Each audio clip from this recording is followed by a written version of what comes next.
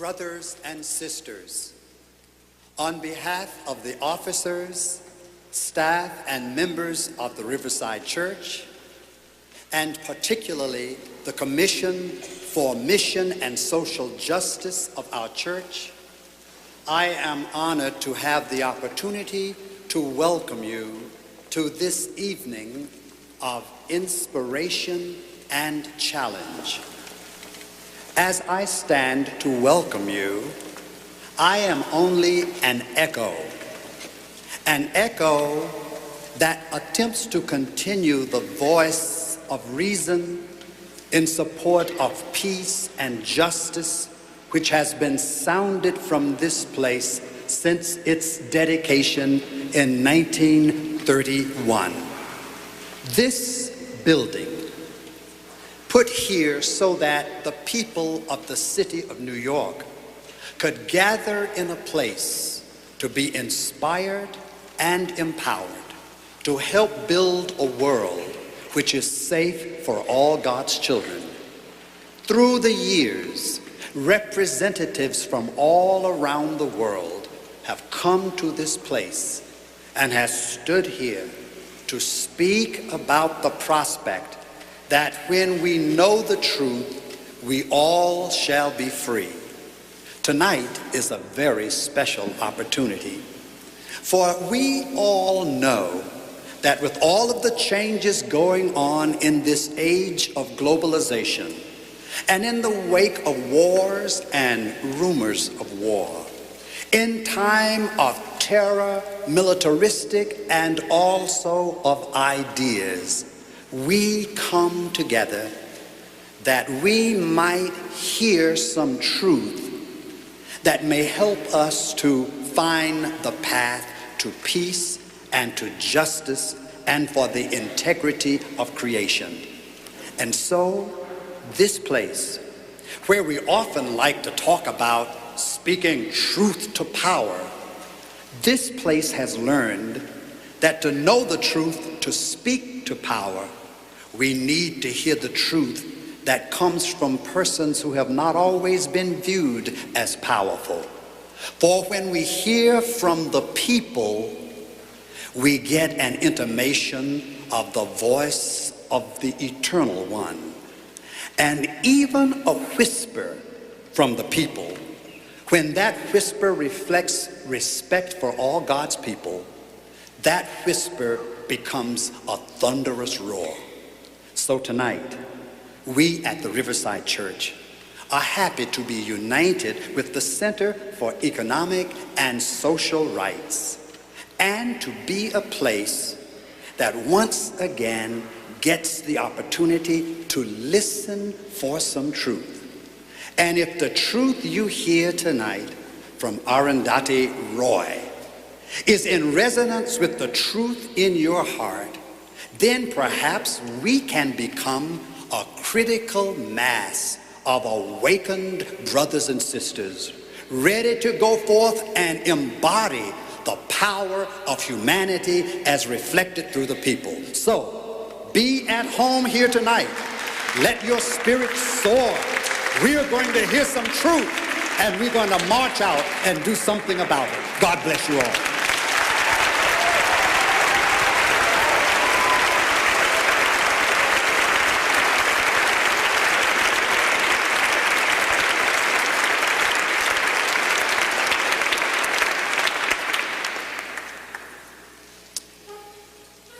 On behalf of the Center for Economic and Social Rights, let me start by thanking everyone for coming here to share in this evening of solidarity and truth-telling.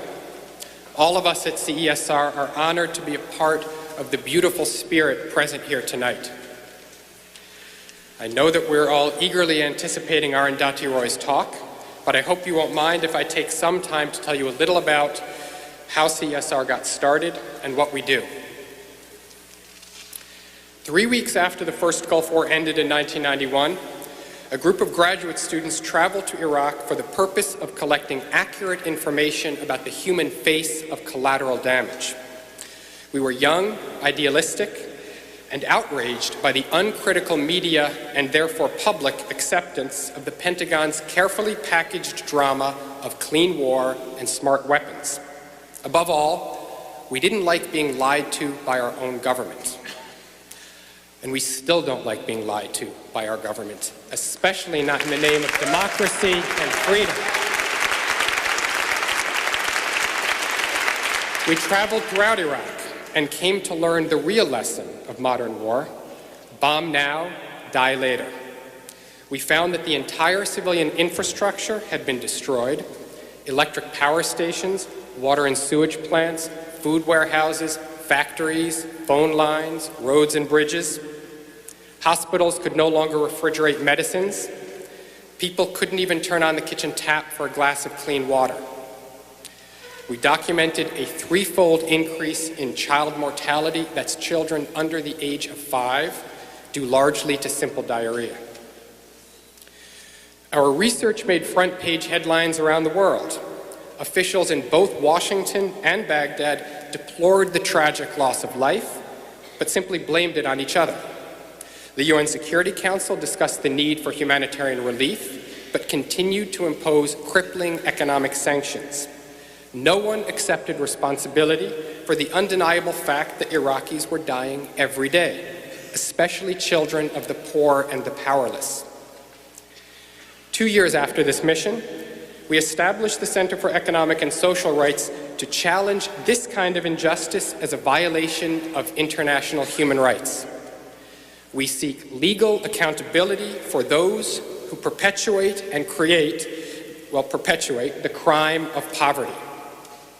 Our mandate is based on the Universal Declaration of Human Rights, which recognizes that rights to health, education, housing, food, work, and social security are equally fundamental to human dignity as the right to free expression.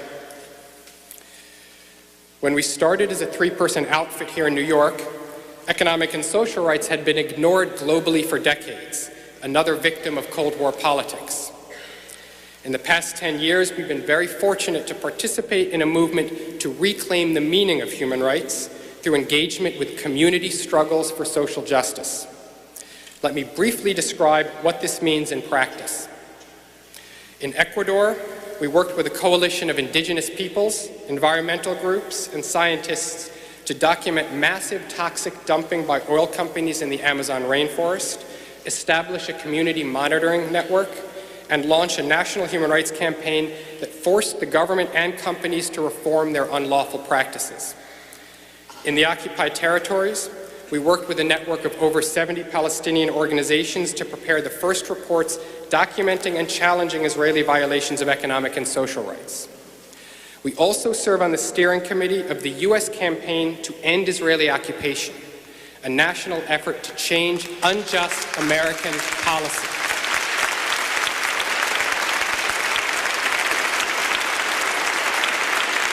In Nigeria, jointly with a local human rights group, we submitted the first economic and social rights petition to the African Commission on Human and People's Rights, resulting in a landmark ruling that condemned the government for violating the Ogoni people's rights to adequate food, health, and housing.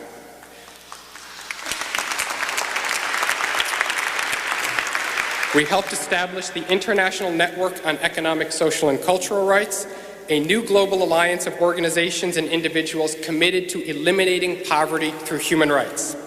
As Secretariat of the network, CESR is bringing several hundred activists to Thailand next month to share strategies and build solidarity. And right here in the United States, where unprecedented material wealth coexists far too comfortably with the highest levels of child poverty and economic inequality in the industrialized world, CESR works on a wide range of domestic human rights projects. We are an active member of the Poor People's Economic Human Rights Campaign, a national initiative led by grassroots organizations and inspired by the Reverend Martin Luther King's appeal just before his murder for a new mass movement to achieve economic rights for all Americans. In this work, our guiding purpose is not only to enforce human rights law and change destructive policies, but equally to help marginalized communities and the broader public reconceptualize the struggle against poverty as a matter of justice rather than charity. Justice is in short supply these days, especially where the US government is concerned. Now that American cruise missiles have liberated Iraq, our government will try to convince the public to forget all those promises about democracy and instead start getting very scared and very angry about Iran or Syria or perhaps France. CESR will do its utmost to keep faith with the people of Iraq by holding the Anglo-American military occupation accountable under international law, first, for ending the occupation as soon as possible,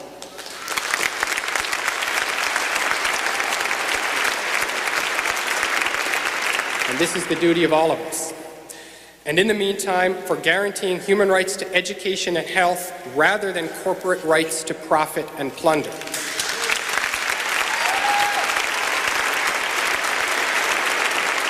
We will be working very closely with one of the most respected authorities on Iraq, former UN humanitarian coordinator Hans von Sponik, who is with us tonight, and his predecessor, Dennis Halliday, to establish an office in Iraq and continue to advocate for human rights. We know that you share our concerns and hope that you will support this work. Margaret Mead has famously said that we should never underestimate the ability of a small group of committed people to change the world. Today in Washington, there is a small group of fanatics and fundamentalists putting her idea into practice with terrifying results. But they have set into motion not just the destruction that we can all witness, but also a popular liberation that is not yet fully visible. This liberation depends on each and every one of us. We cannot afford the luxury of despair. We are responsible to our children, to each other, and most of all to the world itself, which did not allow us to be born so that we might allow it to be destroyed. Finally, we must never underestimate the ability of a large group of committed people to change our world.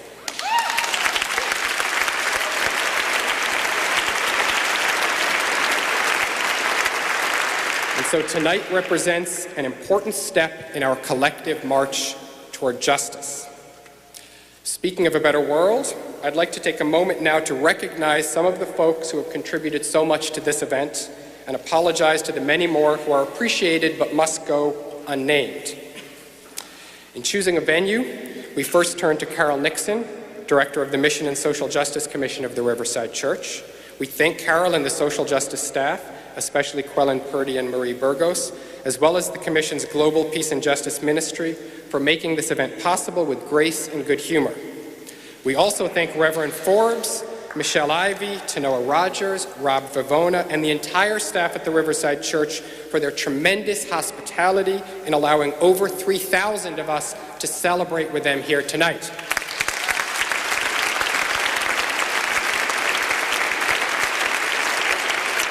For 25 years, South End Press has brought us the words of Arundhati Roy, Howard Zinn, and so many other sane voices in insane times. After the program ends at 8:30, South End books, including War Talk and Power Politics, will be available right here in the Cloister Lounge, courtesy of the community bookstore of Park Slope. You will also find informational materials there from CESR and several other organizations. Our thanks to Pacifica Foundation, WBAI, and Democracy Now!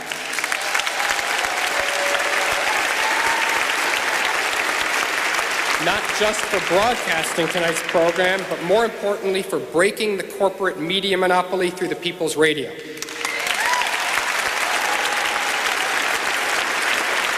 Yara Lee and Caipirinha Productions came to our rescue in a crunch, and we're grateful for their generous support of CESR.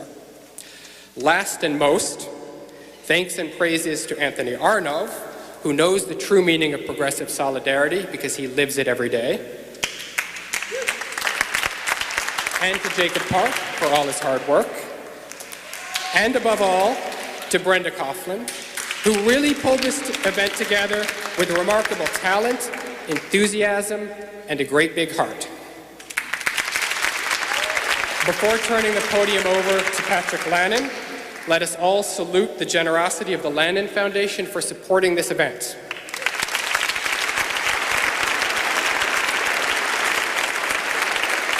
We also thank Lannan's board and staff, especially Lori Betlak, Joan Evans, Frank Lawler, for the courage to recognize visionary and humane writers and to promote cultural freedom, creative expression, and the rights of Indigenous communities.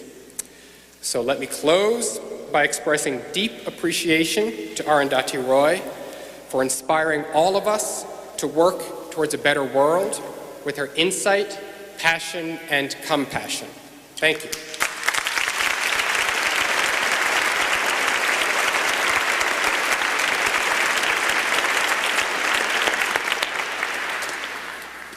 Good evening. Slowing down a little bit, but I'm Patrick Lannan from the Lannan Foundation in Santa Fe, and I can't tell you how honored I am to be here tonight. I want to thank Reverend Forbes for his generosity and the whole community of this church for having us here. I'm thinking as I'm standing here that I was asking the Reverend when we were sitting over here that this is the very place that Martin Luther King stood in 1967. April 4th, to be exact, and gave, I think, one of the most important and prophetic speeches in American history of why I'm against the war in Vietnam.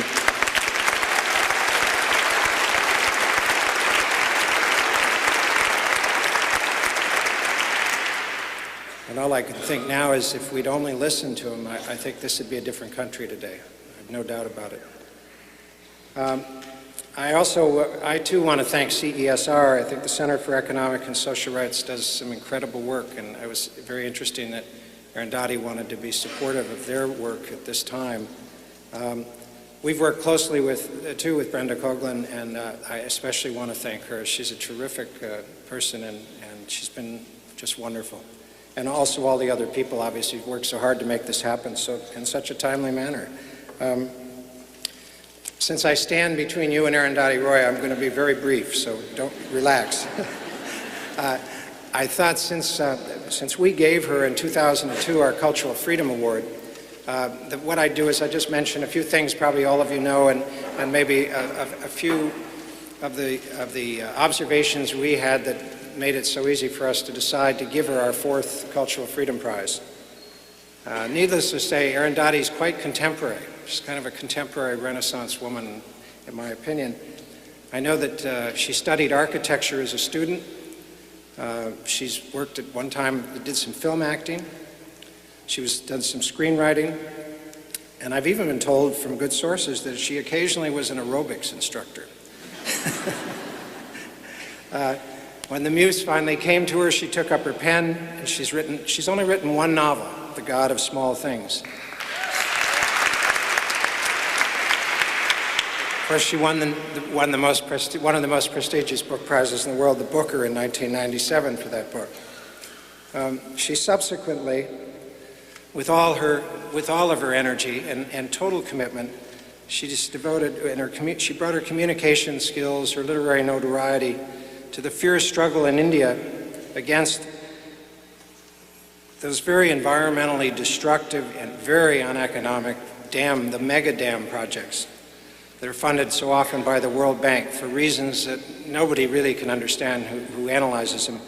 Projects which have already displaced millions of indigenous and poor people in India, causing great environmental damage. She's worked so hard in that area, and we had observed that. We noticed it's clear that she, as much as anybody I know of, understands that the most destructive of the fundamentalisms that plague the world right now is really the newest fundamentalism, and it's the most dangerous. It's corporate globalization.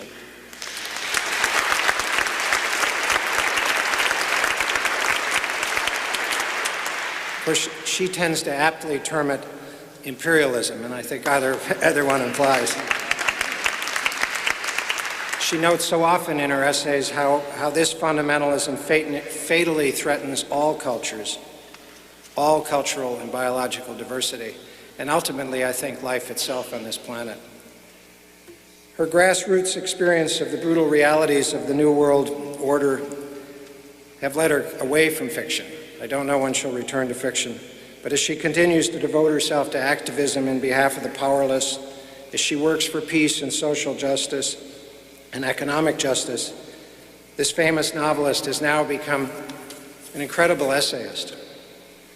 Her essays are widely read and they're highly regarded, and a number of them have been assembled and published in books, and I'll mention just Power Politics, The Cost of Living, and her newest and most recent book, War Talk. I commend them to anybody who hasn't read them.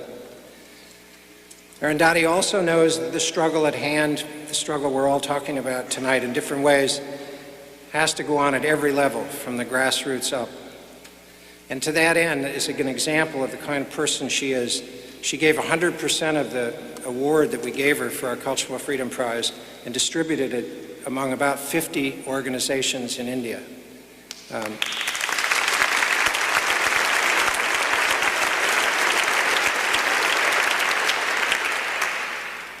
In our opinion, she's a person who clearly believes in solidarity, not in old-fashioned charity. She's a true supporter of the collective struggle. She's someone who knows and works with people on the front lines. She's got great generosity.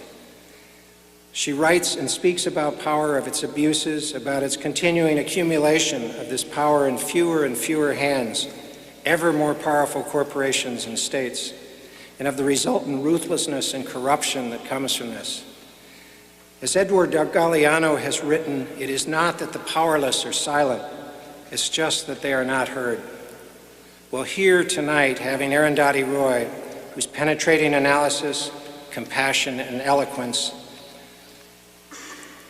I think will once again give the powerless a voice that can be heard.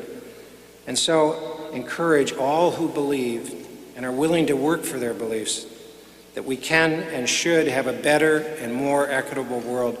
Please join me in welcoming Arundhati Roy. Thank you.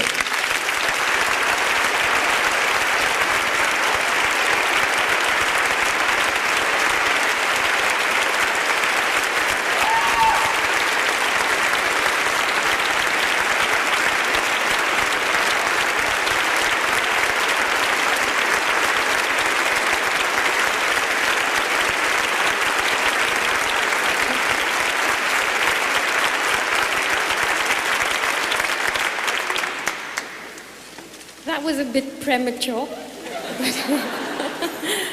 I couldn't hear anything backstage, so I hope they were being nice about me. It's a little intimidating to see so many faces, but what an honor to be here, and thank you so much for coming, because I believe that you're here not for me, but for the political project that all of us must engage in. I have so much to say to you. I can't say all of it, but I just want to thank all those who've organized everything so that all of us could be here together.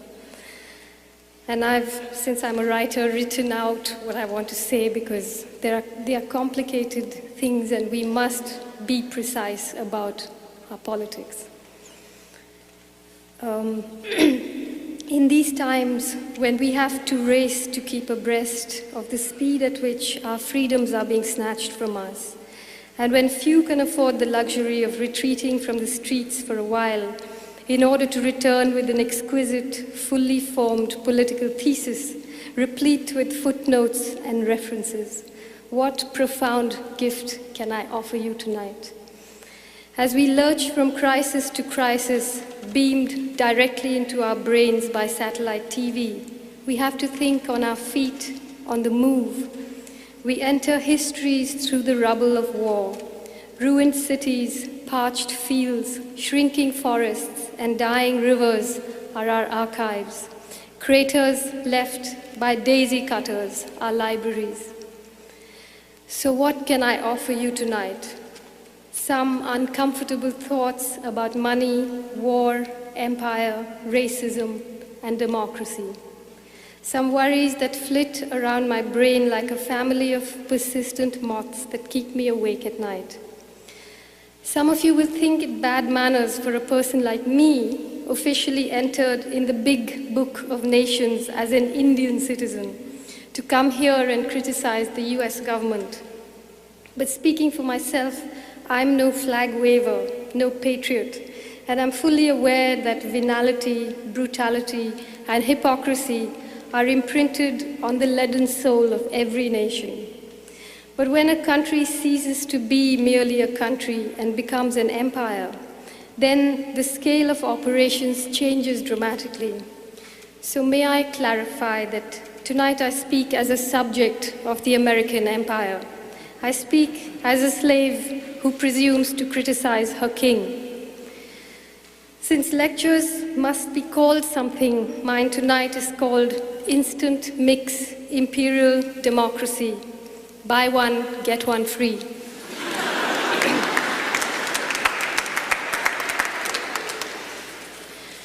Way back in 1988, on the 3rd of July, the USS Vincennes, a missile cruiser stationed in the Persian Gulf, accidentally shot down an Iranian airliner and killed 290 civilian passengers.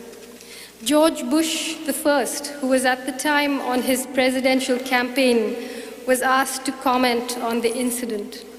He said, quite subtly, "I will never apologize for the United States. I don't care what the facts are." I don't care what the facts are. What a perfect maxim for the new American empire. Perhaps a slight variation on the theme would be more apposite. The facts can be whatever we want them to be. When the United States invaded Iraq, a New York Times CBS News survey estimated that 42% of the American public believed that Saddam Hussein was directly responsible for the September 11th attacks on the World Trade Center and the Pentagon. And an ABC News poll said that 55% of Americans believed that Saddam Hussein directly supported Al-Qaeda. None of this opinion is based on evidence, because there isn't any. All of it is based on insinuation, autosuggestion, and outright lies, circulated by the US corporate media, otherwise known as the free press, that hollow pillar on which contemporary American democracy rests.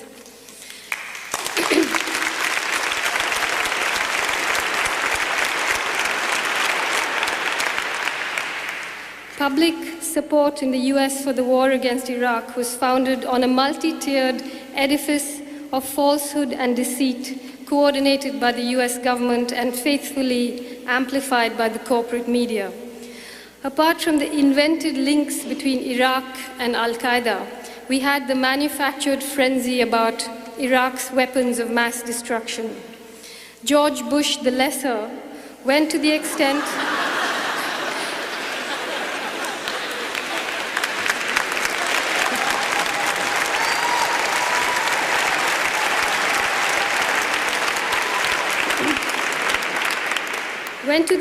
of saying it would be suicidal for the US not to attack Iraq. We once again witnessed the paranoia that a starved, bombed, besieged country was about to annihilate almighty America. Iraq was only the latest in a succession of countries. Earlier there was Cuba, Nicaragua, Libya, Grenada, Panama. But this time, it wasn't just your ordinary brand of friendly neighborhood frenzy. It was frenzy with a purpose. It ushered in an old doctrine in a new bottle, the doctrine of preemptive strike, also known as the United States can do whatever the hell it wants, and that's official. The war against Iraq has been fought and won, and no weapons of mass destruction have been found, not even a little one. Perhaps they'll have to be planted before they're discovered.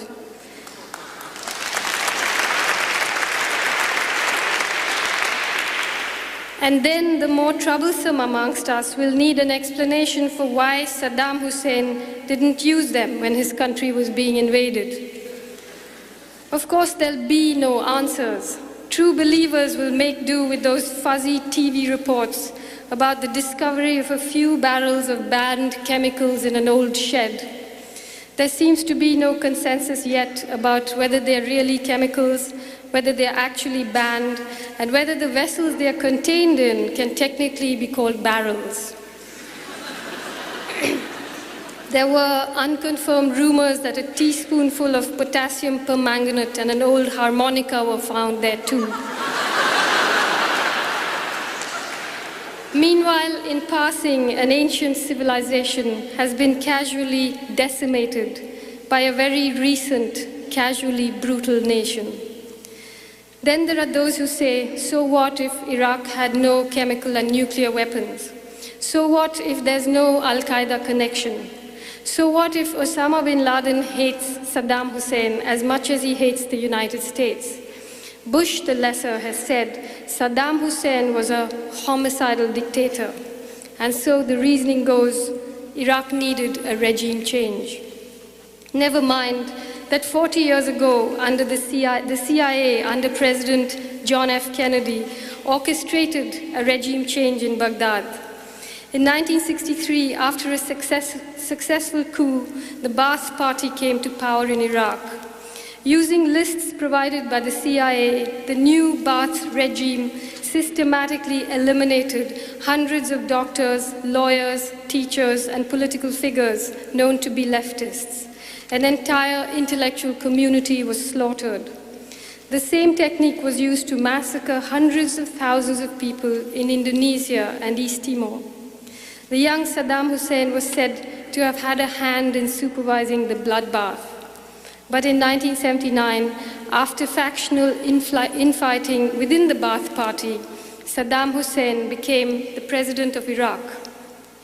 In April 1980, while he was massacring Shias, the US National Security Advisor, Zbigniew Brzezinski, declared, "We see no fundamental incompatibility of the interests between the United States and Iraq."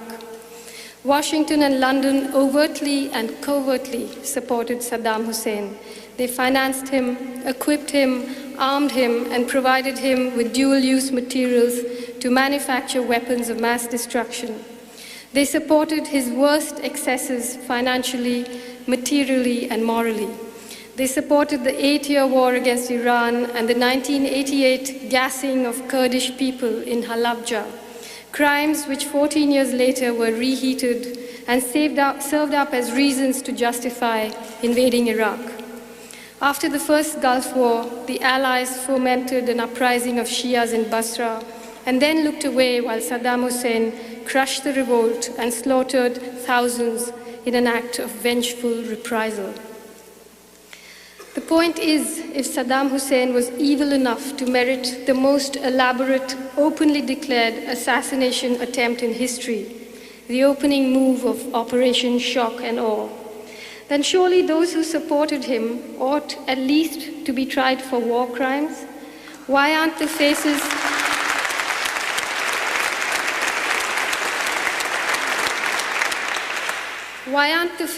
of US and UK government officials on that infamous pack of cards of wanted men and women?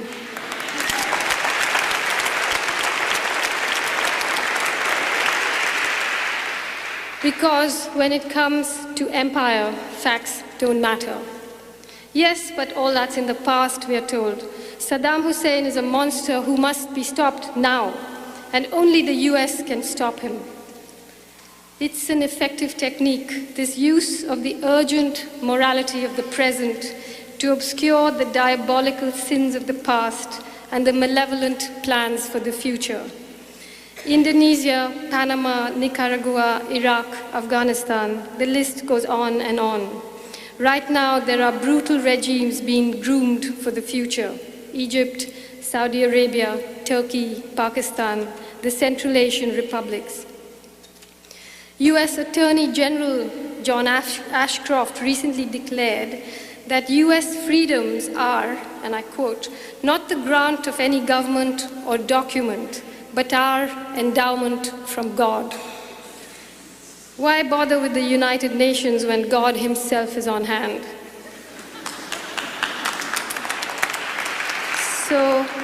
So here we are, the people of the world, confronted with an empire armed with a mandate from heaven, and as added insurance, the most formidable arsenal of weapons of mass destruction in history. Here we are, confronted with an empire that has conferred upon itself the right to go to war at will, and the right to deliver people from corrupting ideologies, from religious fundamentalists, dictators, sexism, and poverty, by the age-old, tried and tested practice of extermination. Empire is on the move, and democracy is its sly new war cry. Democracy home delivered to your doorstep by daisy cutters. Death is a small price for people to pay for the privilege of sampling this new product, instant mix imperial democracy. Bring to a boil, add oil, then bomb.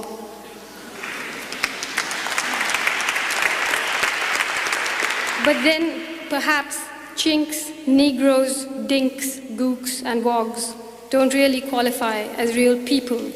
Perhaps our deaths don't qualify as real deaths. Our histories don't qualify as history. They never have. Speaking of history, in these past months, while the world watched the US invasion and occupation of Iraq was broadcast on live television. Like Osama bin Laden and the Taliban in Afghanistan, the regime of Saddam Hussein simply disappeared. This was followed by what analysts call a power vacuum. Cities that had been under siege without food, water, and electricity for days. Cities that had been bombed relentlessly. People who had been starved and systematically impoverished by the UN-sanctioned regime for more than a decade were suddenly left with no semblance of urban administration. A 7,000-year-old civilization slid into anarchy on live TV. Vandals plundered shops, offices, hotels, and hospitals. American and British soldiers stood by and watched. They said they had no orders to act. In effect, they had orders to kill people but not to protect them. Their priorities were clear. The safety and security of Iraqi people was not their business. The security of whatever little remained of Iraq's infrastructure was not their business. But the security and safety of Iraq's oil fields were. Of course they were. The oil fields were secured almost before the invasion began. On CNN and BBC, the scenes of the rampage were played and replayed. TV commentators, army and government spokespersons portrayed it as a liberated people venting their rage at a despotic regime. US Defense Secretary Donald Rumsfeld said, and I quote, "It's untidy, freedom's untidy, and free people are free to commit crimes and make mistakes and do bad things." Did anybody know that Donald Rumsfeld was an anarchist?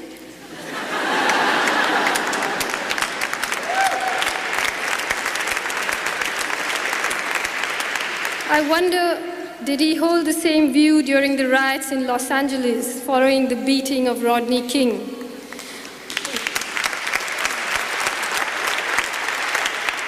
Would he care to share his thesis about the untidiness of freedom with the 2 million people being held in US prisons right now?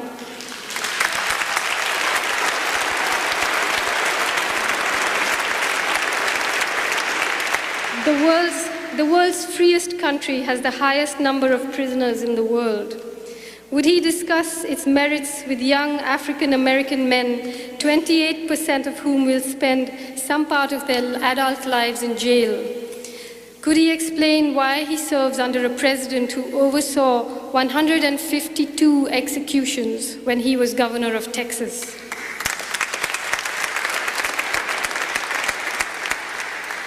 Before the war on Iraq began, the Office of Reconstruction and Humanitarian Assistance, the ORHA, sent the Pentagon a list of 16 crucial sites to protect. The National Museum was second on that list. And yet the museum was not just looted, it was desecrated. It was a repository of an ancient cultural heritage. Iraq, as we know it today, was part of the River Valley civilization of Mesopotamia, the civilization that grew along the banks of the Tigris and the Euphrates, produced the world's first writing, first calendar, first library, first city, and yes, the world's first democracy.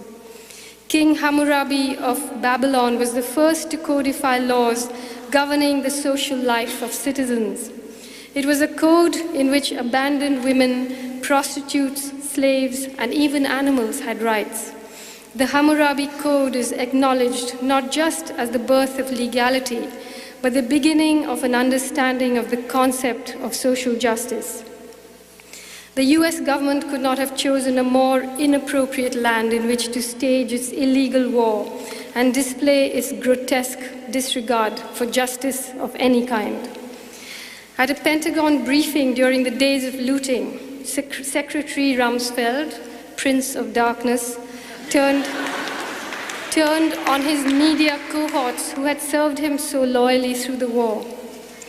And this is what he said: "The images you're seeing on television, you're seeing over and over and over, and it's the same picture of some person walking out of some building with a vase, and you see it 20 times, and you say, my God, were there that many vases? Is it possible that there were that many vases in the whole country?" Laughter rippled through the press room. Would it be all right for the poor of Harlem to loot the Metropolitan Museum? Would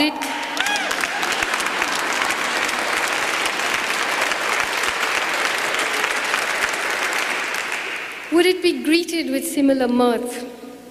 The last building on the ORHA list of 16 sites to be protected was the Ministry of Oil.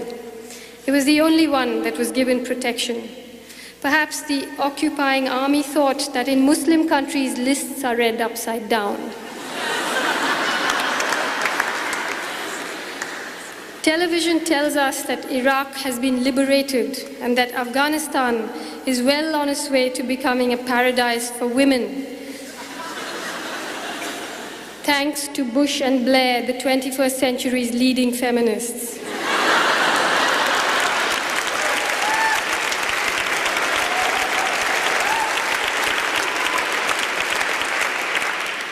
In reality, Iraq's infrastructure has been destroyed, its people brought to the brink of starvation, its food stocks depleted, and its cities devastated by a complete administrative breakdown. Iraq is being ushered in the direction of a civil war between Shias and Sunnis. Meanwhile, Afghanistan has lapsed back into an era of anarchy, and its territory has been carved up into fiefdoms by hostile warlords. Undaunted by all this, on the 2nd of May, Bush the Lesser launched his 2004 campaign, hoping to be finally elected US president.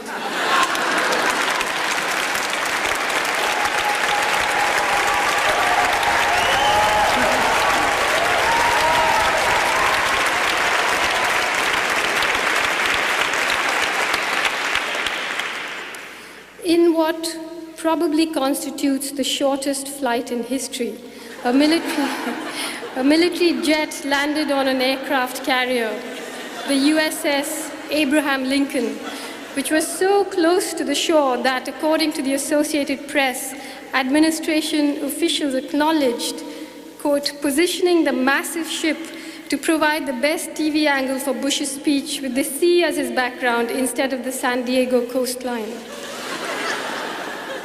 President Bush, who never served his term in the military, emerged from the cockpit in fancy dress, a US military bomber jacket, combat boots, flying goggles, helmet. Waving to his cheering troops, he officially proclaimed victory over Iraq. He was careful to say that it was, quote, just one victory in the war on terror, which still goes on. It was important to avoid making a straightforward victory announcement because under the Geneva Convention, a victorious army is bound by legal obligations of an occupying force, a responsibility that the Bush administration doesn't want to burden itself with. And also closer to the 2004 elections, in order to woo wavering voters, another victory in the war against terror might be necessary. Syria is being fattened for the kill. It was Hermann Göring, that old Nazi, who said, "People can always be brought to the bidding of leaders. All you have to do is to tell them they are being attacked and denounce the pacifists for a lack of patriotism and exposing the country to danger. It works the same way in any country." He's right. It's dead easy. That's what the Bush regime banks on. The distinction between election campaigns and war, between democracy and oligarchy, seems to be closing fast. The only caveat in these campaign wars is that US lives must not be lost. It shakes voter confidence. But the problem of US soldiers being killed in combat has been licked, more or less. At a media briefing before Operation Shock and Awe was unleashed, General Tommy Franks announced, "This campaign will be like no other in history." Maybe he's right. I'm no military historian, but when was the last time a war was fought like this? After using the good offices of UN diplomacy, economic sanctions, and weapons inspections to ensure that Iraq was brought to its knees, its people starved, 500,000 children dead, its infrastructure severely damaged, after making sure that most of its weapons had been destroyed, in an act of cowardice that must surely be unrivaled in history, the coalition of the willing, better known as the coalition of the bullied and bought, sent in an invading army. Operation Iraqi Freedom? I don't think so. It was more like Operation Let's Run a Race, but first let me break your knees. As soon as the war began, the governments of France, Germany, and Russia, which refused to allow a final resolution legitimizing the war to be passed in the UN Security Council, fell over each other to say how much they wanted the United States to win. President Jacques Chirac offered French airspace to the Anglo-American Air Force. US military bases in Germany were open for business.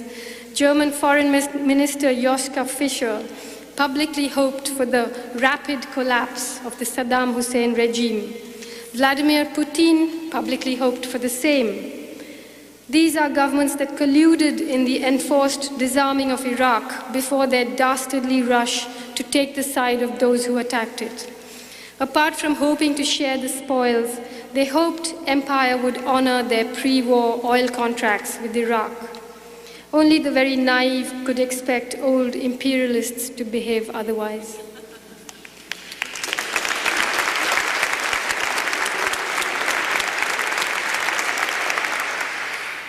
Leaving aside the cheap thrills and the lofty moral speeches made in the UN during the run-up to the war, eventually, at the moment of crisis, the unity of Western governments, despite the opposition from the majority of their people, was overwhelming.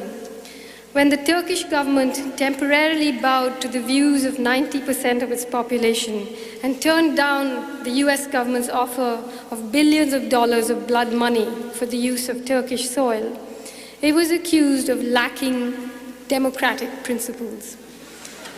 According to a Gallup international poll, in no European country was the support for a war carried out unilaterally by America and its allies higher than 11%. But the governments of England, Italy, Spain, Hungary, and other countries of Eastern Europe were praised for disregarding the views of the majority of their people and supporting the illegal invasion. That, presumably, was fully in keeping with democratic principles. What's it called? New democracy, like Britain's New Labour? In stark contrast to the venality displayed by their governments, on the 15th of February, weeks before the invasion, in the most spectacular display of public morality the world has ever seen, more than 10 million people marched against the war on 5 continents.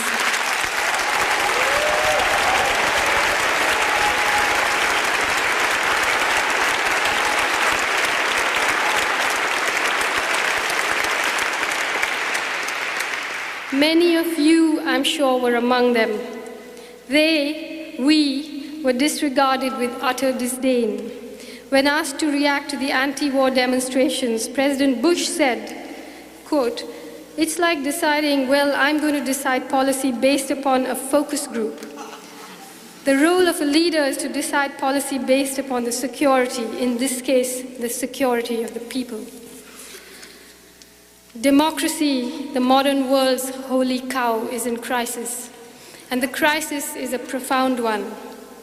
Every kind of outrage is being committed in the name of democracy. It has become little more than a hollow word, a pretty shell emptied of all content or meaning. It can be whatever you want it to be. Democracy is the free world's whore, willing to dress up, dress down, willing to satisfy a whole range of taste, available to be used and abused at will. Until quite recently, right up to the 1980s, democracy did seem as though it might actually succeed in delivering a degree of real social justice. But modern democracies have been around for long enough for neoliberal capitalists to learn how to subvert them. They have mastered the technique of infiltrating the instruments of democracy, the independent judiciary, the free press, the parliament, and molding them to their purpose. The project of corporate globalization has cracked the code. Free elections, a free press, and an independent judiciary mean little when the free market has reduced them to commodities available on sale to the highest bidder. To fully comprehend the extent to which democracy is under siege, it might be an idea to look at what goes on in some of our contemporary democracies. The world's largest, India, which I have written about at some length and therefore will not speak about tonight. The world's most interesting, South Africa. The world's most powerful, the USA. And most instructive of all the plans that are being made to usher in the world's newest, Iraq. In South Africa, after 300 years of brutal domination of the black majority by a white minority through colonialism and apartheid, a non-racial, multi-party democracy came to power in 1994. It was a phenomenal achievement. Within 2 years of coming to power, the African National Congress had genuflected with no caveats to the market god. Its massive program of structural adjustment, privatization, and liberalization has only increased the hideous disparities between the rich and the poor. More than 1 million people have lost their jobs.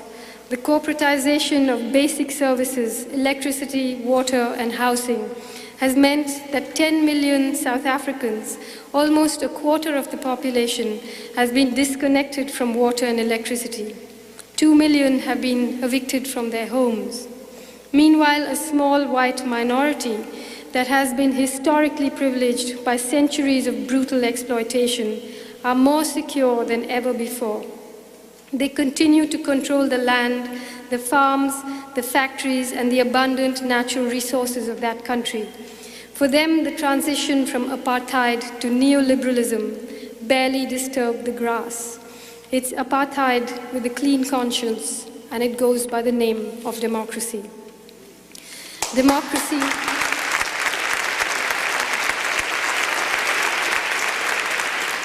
Democracy has become empire's euphemism for neoliberal capitalism. In countries of the first world too, the machinery of democracy has been effectively subverted. Politicians, media barons, judges, powerful corporate lobbies, and government officials are imbricated in an elaborate underhand configuration that completely undermines the lateral arrangement of checks and balances between the Constitution, courts of law, Parliament, the administration, and perhaps most important of all, the independent media that form the structural basis of a parliamentary democracy. Increasingly, the imbrication is neither subtle nor elaborate. Italian Prime Minister Silvio Berlusconi, for instance, has a controlling interest in major Italian newspapers, magazines, television channels, publishing houses. The Financial Times reported that he controls about 90% of Italy's television viewership. Recently, during a trial on bribery charges, while insisting he was the only person who could save Italy from the left, he said, "How much longer do I have to keep living this life of sacrifices?" That bodes ill for the remaining 10% of Italy's TV viewership. What price? Free speech. Free speech for whom? In the United States, the arrangement is more complex. Clear Channel Worldwide Incorporated is the largest radio station owner in the country. It runs more than 1,200 channels, which together account for 9% of the market. Its CEO contributed hundreds of thousands of dollars to Bush's election campaign. When hundreds of thousands of American citizens took to the streets to protest against the war on Iraq, Clear Channel organized pro-war patriotic rallies for America across the country. It used its radio stations to advertise the events and then sent correspondents to cover them as though they were breaking news. The era of manufacturing consent has given way to the era of manufacturing news. Soon, media newsrooms will drop the pretense and start hiring theater directors instead of journalists. As America's show business gets more and more violent and warlike, and America's wars get more and more like show business, some interesting crossovers are taking place. The designer who built the $250,000 set in Qatar, from which General Tommy Franks stage-managed news coverage of Operations Shock and Awe, also built sets for Disney, MGM, and Good Morning America. It's a cruel irony that the US, which has the most ardent, vociferous defenders of the idea of free speech, and until recently the most elaborate legislation to protect it, has so circumscribed the space in which that freedom can be expressed.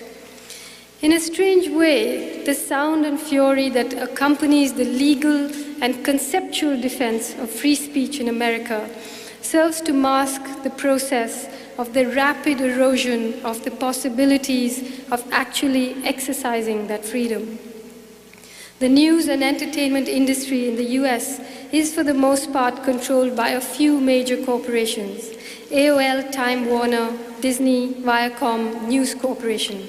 Each of these corporations owns and controls TV stations, film studios, record companies, and publishing ventures.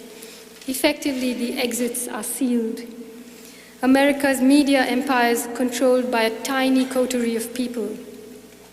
Chairman of the Federal Communications Commission, Michael Powell, the son, by coincidence of course, of the Secretary of State, Colin Powell, has proposed even further deregulation of the telecommunications industry, which will lead to even greater consolidation. So here it is, the world's greatest democracy, led by a man who was not legally elected. America's Supreme Court gifted him his job. What price have American people paid for this spurious presidency? In the 3 years of George Bush the Lesser's term, the American economy has lost more than 2 million jobs. Outlandish military expenses, corporate welfare, and tax giveaways to the rich have created a financial crisis for the US educational system. According to a survey by the National Council of State Legislatures, US states cut $49 billion in public services, health, welfare benefits, and education in 2002. They plan to cut another $25.7 billion this year. That makes a total of $75 billion. Bush's initial budget request to the Congress to finance the war in Iraq was $80 billion. So who's paying for the war? America's poor, its students, its unemployed, its single mothers, its hospital and home care patients, its teachers and health workers. And who's actually fighting the war? Once again, America's poor. The soldiers who are baking in Iraq's desert sun are not the children of the rich. Only one of all the representatives in Congress and the Senate has a child fighting in Iraq. America's volunteer army in fact depends on a poverty draft of poor whites, blacks, Latinos, and Asians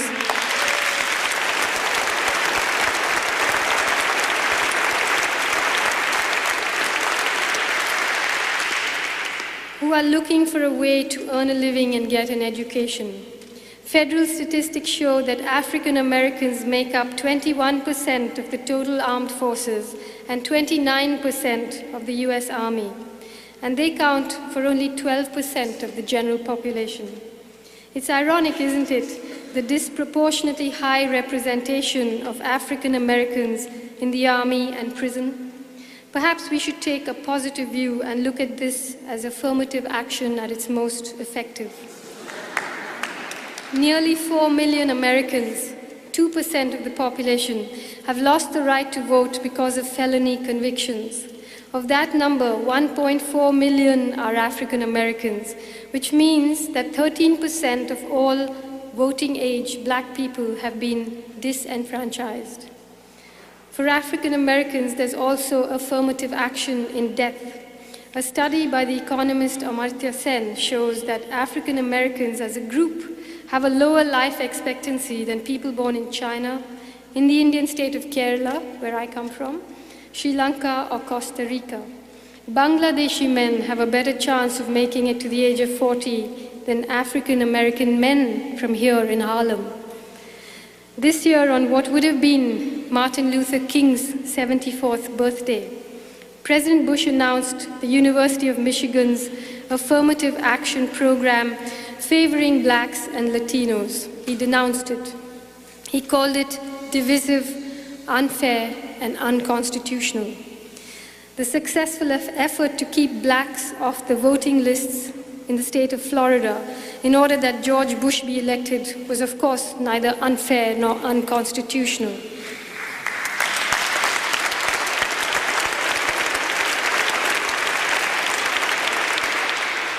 I don't suppose affirmative action for white boys from Yale ever is. So now we know who's paying for the war, we know who's fighting it, but who will benefit from it?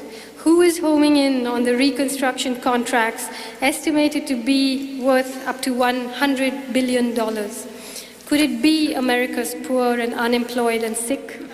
Could it be America's single mothers or America's black and Latino minorities?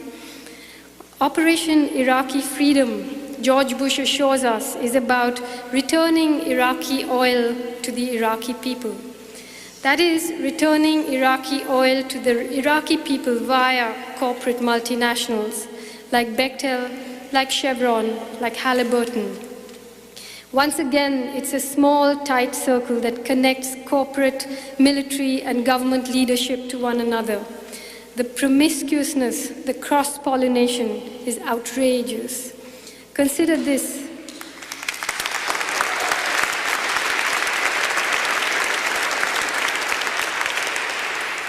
The Defense Policy Board is a government-appointed group that advises the Pentagon on defense policy. Its members are appointed by the Undersecretary of Defense and approved by Donald Rumsfeld. Its meetings are classified. No information is available for public scrutiny. The Washington-based Center for Public Integrity found that 9 out of the 30 members of the Defense Policy Board are connected to companies that were awarded defense contracts worth $76 billion between the years 2001 and 2002. One of them, Jack Sheehan, a retired Marine Corps general, is a senior vice president at Bechtel, the giant international engineering outfit. Riley Bechtel, the company chairman, is on the President's Export Council. Former Secretary of State George Shultz, who's also on the board of directors of the Bechtel Group, is the chairman of the advisory board on the Committee for the Liberation of Iraq. When asked by the New York Times whether he was concerned about the appearance of a conflict of interest, he said, "I don't know that Bechtel would particularly benefit from it, but if there's work to be done, Bechtel is the type of company that could do it." Bechtel has been awarded a $680 million reconstruction contract in Iraq. According to the Center for Responsive Politics, Bechtel contributed $1.3 million towards the 1999-2000 Republican campaign. Arcing across this subterfuge, dwarfing it by the sheer magnitude of its malevolence, is America's anti-terrorism legislation. The USA Patriot Act, passed on October 13, 2001, has become the blueprint for similar anti-terrorism bills in countries across the world. It was passed in the House of Representatives by a majority vote of 337 to 79. According to the New York Times, many lawmakers said that it had been impossible to truly debate or even read the legislation. The Patriot Act ushers in an era of systemic automated surveillance. It gives the government the authority to monitor phones and computers and spy on people in ways that would have seemed completely unacceptable a few years ago. It gives the FBI the power to seize all the circulation, purchasing, and other records of library users and bookstore customers on the suspicion that they are part of a terrorist network. It blurs the boundaries between speech and criminal activity, creating the space to construe acts of civil disobedience as violating the law. Already, hundreds of people are being held indefinitely as unlawful combatants. In India, the number is in the thousands. In Israel, 5,000 Palestinians have been detained. Non-citizens, of course, have no rights at all. They can be simply disappeared, like the people of Chile under Washington's old ally, General Pinochet. More than 1,000 people, many of them of Muslim or of Middle Eastern origin, have been detained, some without access to legal representatives. So apart from paying the actual economic costs of war, American people are paying for these spurious wars of liberation with their own freedoms. For the ordinary American, the price of new democracy in other countries is the death of real democracy at home.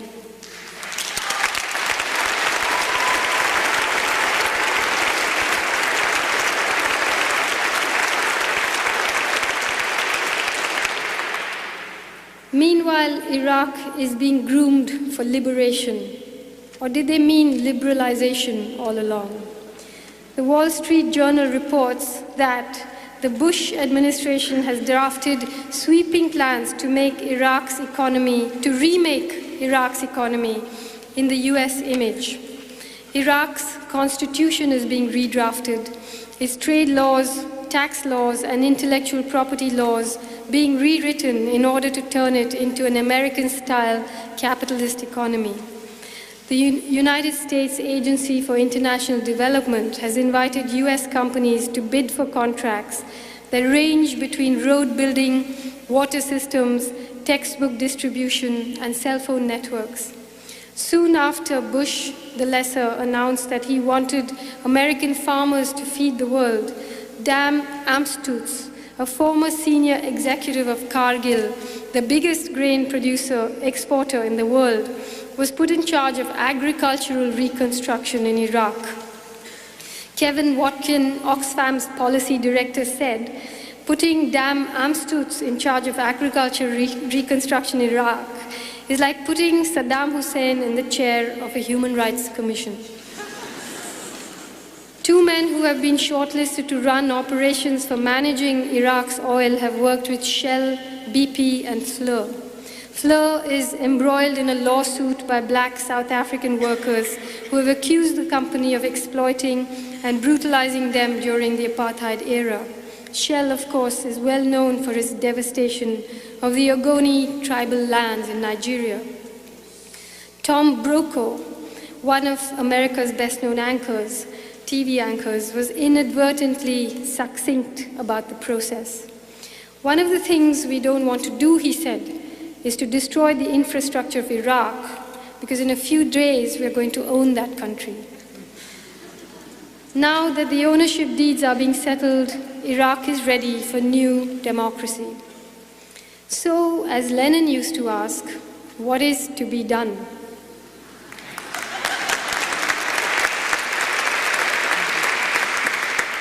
Well, we might as well accept the fact that there is no conventional military force that can successfully challenge the American war machine. Terrorist strikes only give the US government an opportunity that it is eagerly awaiting to further tighten its stranglehold. Within days of an attack, you can bet that Patriot 2 would be passed. To argue against US military aggression by saying that it will increase the possibilities of terrorist strikes is futile. It's like threatening Brer Rabbit that you throw him into the bramble bush. Anyone who's read the document called the Project for the New American Century can attest to that. The government's suppression of the Congressional Committee report on September 11th, which found that there was an intelligence warning of the strikes that was ignored, also attests to the fact that for all their posturing, the terrorists and the Bush regime might as well be working as a team. They both hold people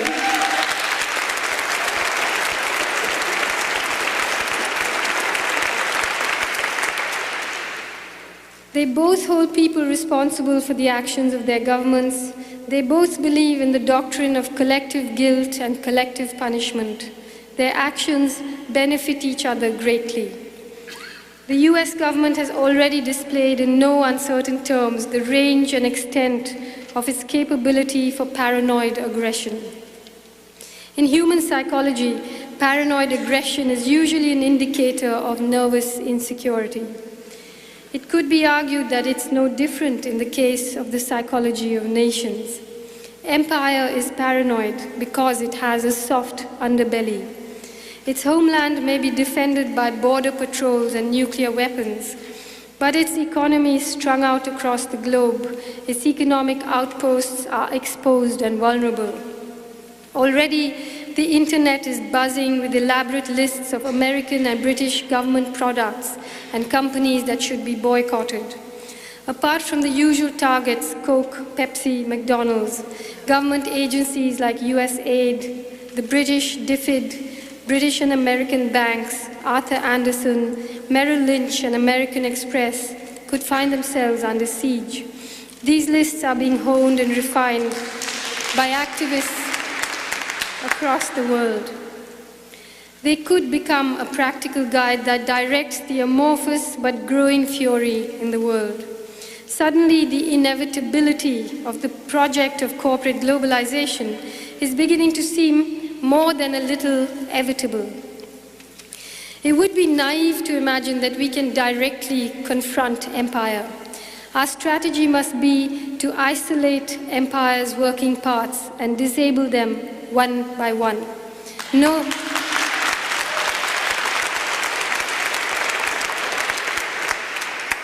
No target is too small, no victory too insignificant. We could reverse the idea of the economic sanctions imposed on poor countries by empire and its allies. We could impose a regime of people sanctions on every corporate house that has been awarded with a contract in post-war Iraq.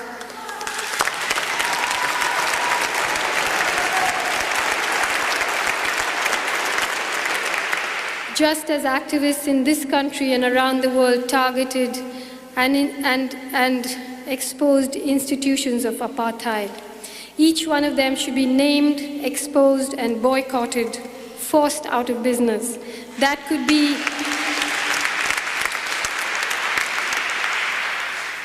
be our response to the shock and awe campaign. It would be a great beginning. Another urgent challenge is to expose the corporate media for the boardroom bulletin that it really is.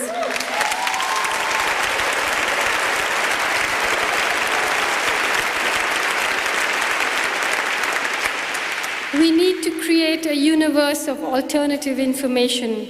We need to support independent media like Democracy Now!, Alternative Radio, South End Press.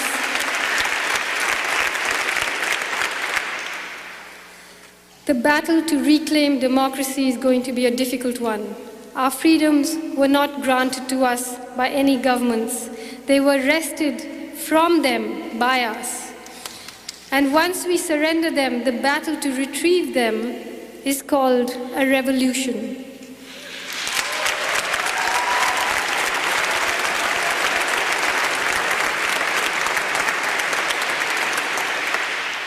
It's a battle that must range across continents and countries. It must not acknowledge national boundaries. But if it is to succeed, it has to begin here in America. The only institution more powerful than the US government is American civil society. The rest of us are subjects of slave nations. We are by no means powerless, but you have the power of proximity. You have access to the imperial palace and the emperor's chambers.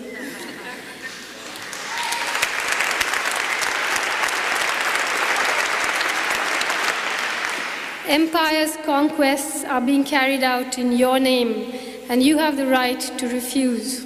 You could refuse to fight, refuse to move those missiles from the warehouse to the dock.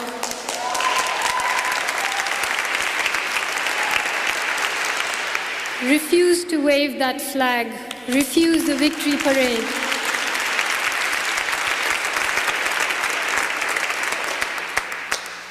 You have a rich tradition of resistance. You only need to read Howard Zinn's A People's History of the United States.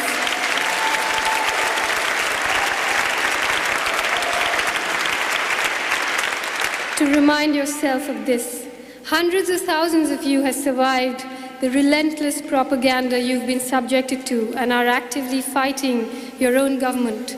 In the ultra-patriotic climate that prevails in the United States, that's as brave as any Iraqi or Afghan or Palestinian fighting for his or her homeland. If you join the battle, not in your hundreds of thousands, but in your millions, you will be greeted joyously by the rest of the world. And you will see how beautiful it is to be gentle instead of brutal, safe instead of scared, befriended instead of isolated, loved instead of hated. I hate to disagree with your president. Yours is by no means a great nation, but you could be a great people. History is giving you the chance. Seize the time. Thank you.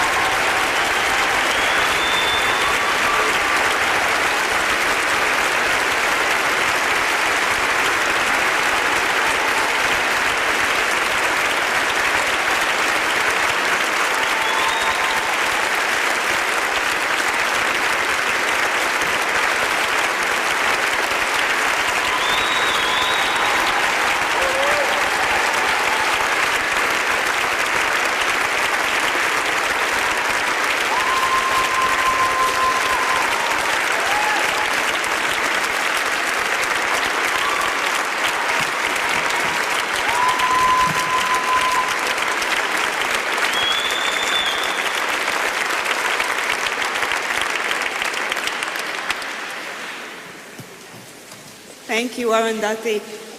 Now I'd like to introduce Howard Zinn.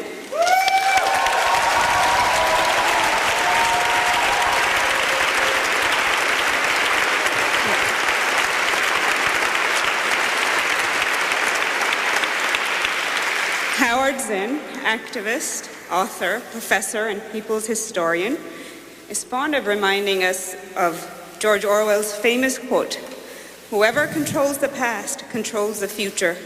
Who controls the present controls the past." Professor Zinn has spent his long, productive, and inspiring career teaching us that history is not the story told by the powerful, but the collective life experiences of ordinary people, and that knowledge itself is the most powerful force for social change. As we continue to reclaim our history tonight, we now turn to a discussion between Howard Zinn and Arundhati Roy. Please join me in giving Howard Zinn a warm welcome.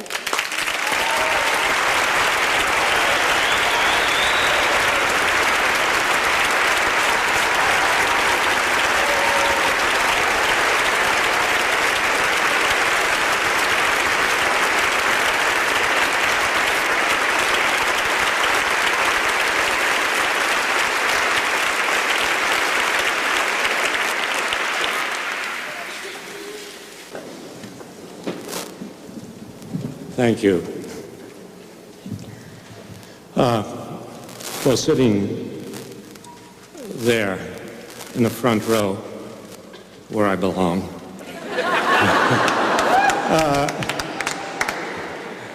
and listening to Arundhati, I had not the most profound thought, really. I thought, she speaks so beautifully. And I thought, we're not accustomed to that. No, we who watch our political leaders on television, we're just not accustomed to that. You know, and of course also she speaks the truth, and we're certainly not accustomed to that.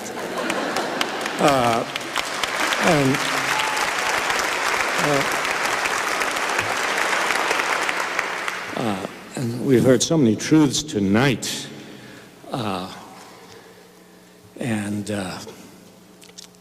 Like about democracy and the way it's been used. And as you said, Arundhati, it's become a euphemism for, you know, the free market and all of that. But maybe we need to reclaim the word, right? We need to reclaim the idea of democracy from those people who have stolen it from the American people, you know, and talk about what it really means. And, you know, because we grow up, in the United States, we grow up, I'm not sure how you grow up in India. You can tell us how you grew up in India. But, you know, we grow up in the United States and everybody's told, look, it's very simple. We live in a democratic country. There are lots of other countries around, and, you know, they're not democratic, but we live in democracy. And so this is a very good time to really start thinking about democracy, start people thinking about democracy, sort of part of that process you were talking about, you know, of,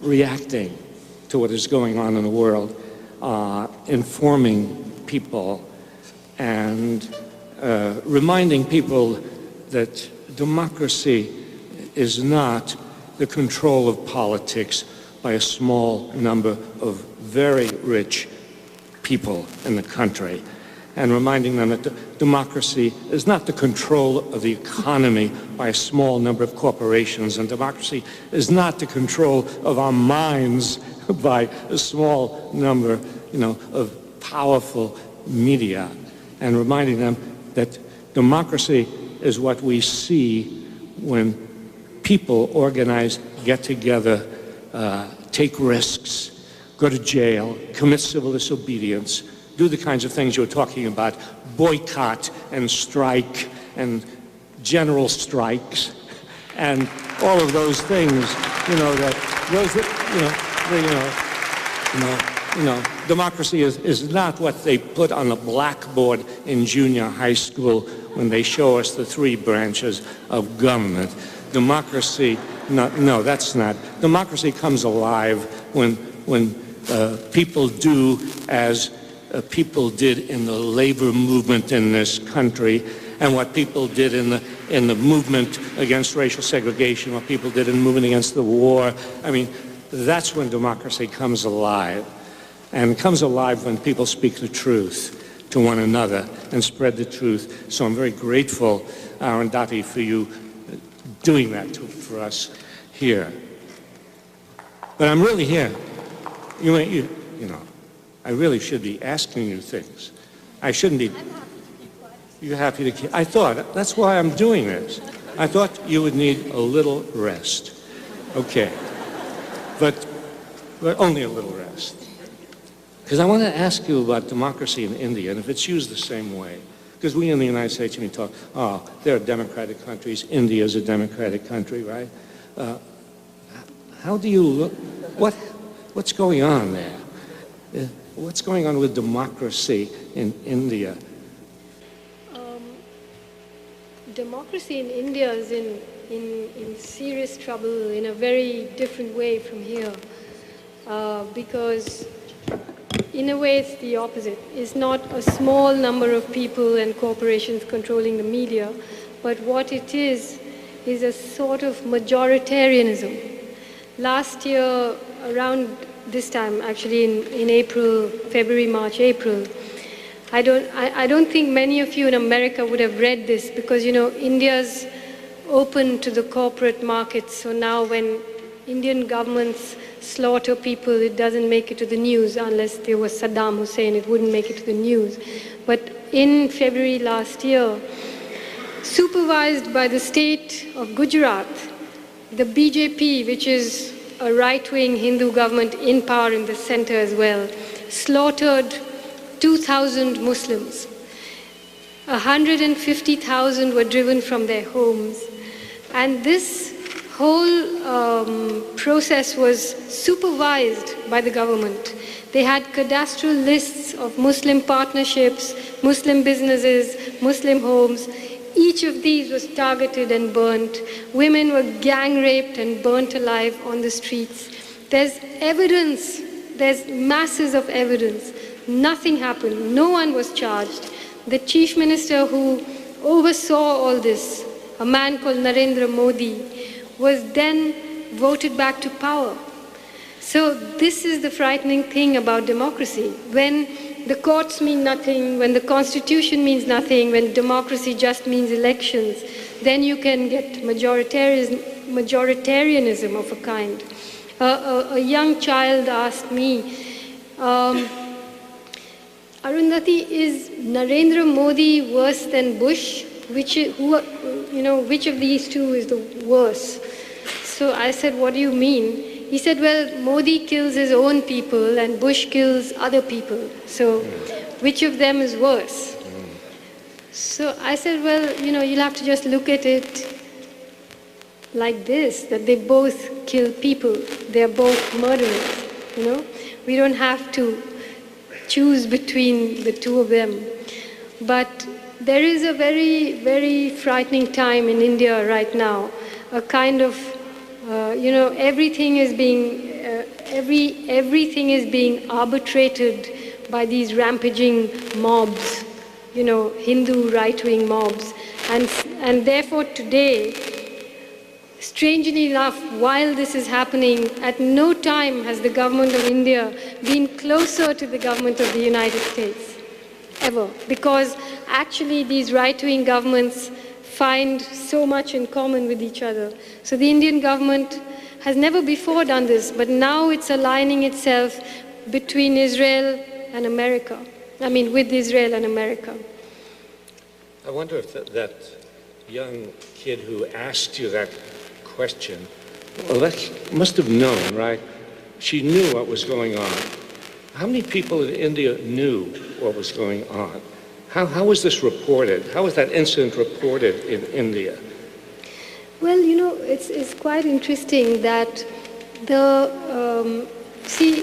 in India, this government came to power in 1998.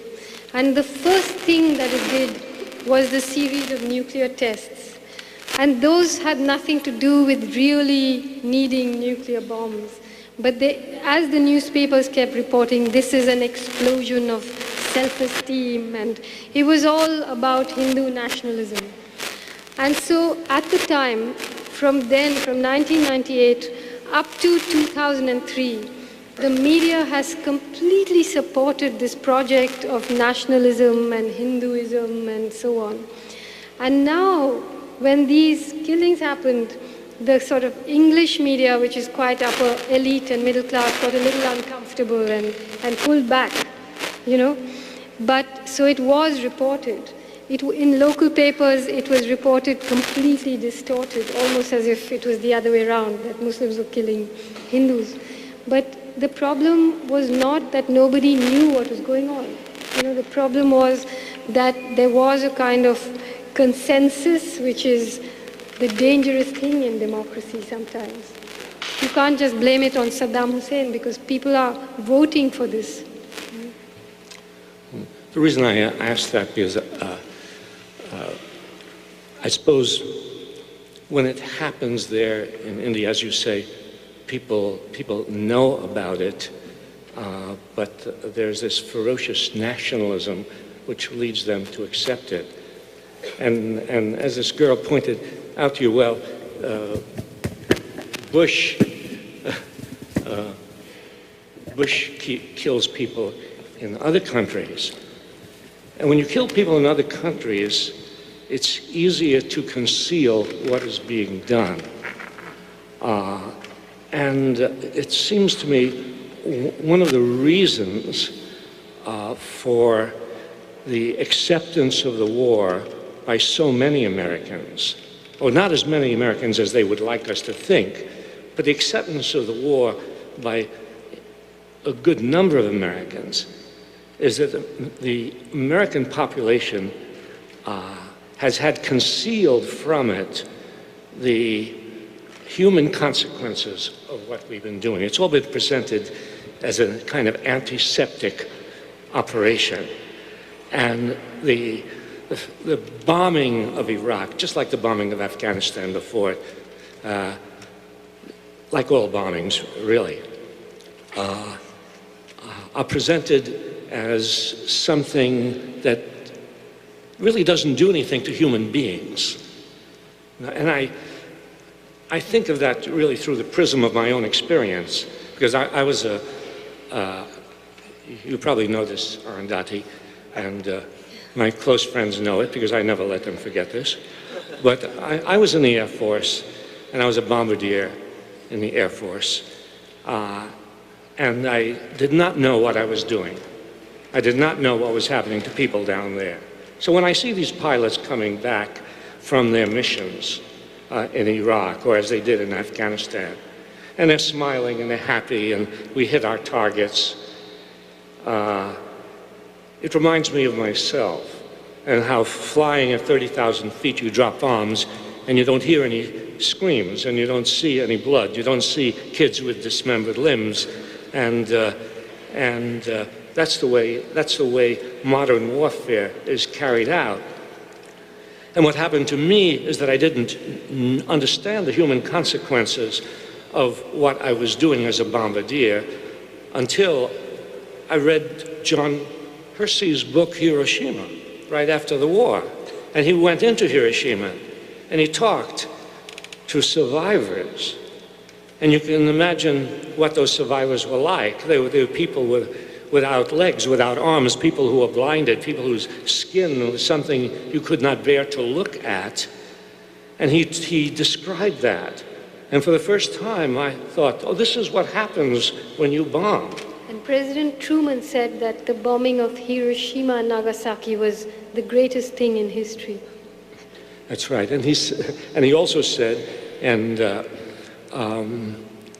that's right, he said also that we have just bombed a military target. And I try to remind people when I'm talking to audiences in the United States that when they hear Rumsfeld and what did you call him? The Prince of Darkness. Yes. When they hear Rumsfeld explain casually, how, well, an accident took place here and an accident took place there. Yes, these people in a bus were killed. These people in the marketplace were killed. But these are accidents because we only bomb military targets. And but And as you say, Hiroshima was a military target. Dresden was a military target. Tokyo was a military target when 100,000 people were killed in one night of bombing in Tokyo. And the definition of military targets is something, that we must remind people about. But isn't it interesting how, Saving Private Ryan is so kind of detailed with the blood and the gore and the stumps and the everything. The fiction is so real and reality is so absent. Real wars don't seem to be fought anymore according to TV. I was particularly annoyed by Saving Private Ryan. And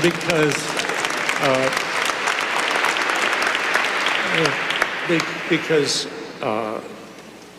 I've been annoyed often in my life, you see, and especially when World War II is paraded before us again and again and again to glorify war, to take sort of that element of morality that there was truly in World War II, the fight against fascism and so on, but one that's been much exaggerated.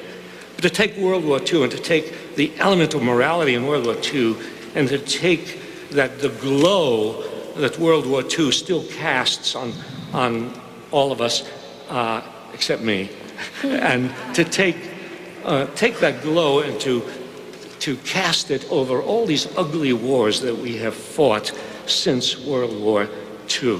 I resent using World War II, in that way, because, and very often I think, this was the good war, right? In quotation marks. So this is the best of wars. But when you examine it closely, when you examine the consequences of it, it seems to me you must ask yourself, okay, this is the best of wars. And at the end of it, 50 million people are dead. And has war ended? Has fascism ended in the world? Well, we're seeing some of it in this country now. Has militarism ended in the world? And so I'm sorry you brought up Saving Private Ryan, because it always leads to this burst of indignation. But I think we need to think not only about the Iraq War, but about war in general, about war, period, and decide that we have reached that point in human history where we cannot tolerate the mass killing of people for whatever cause is presented to us.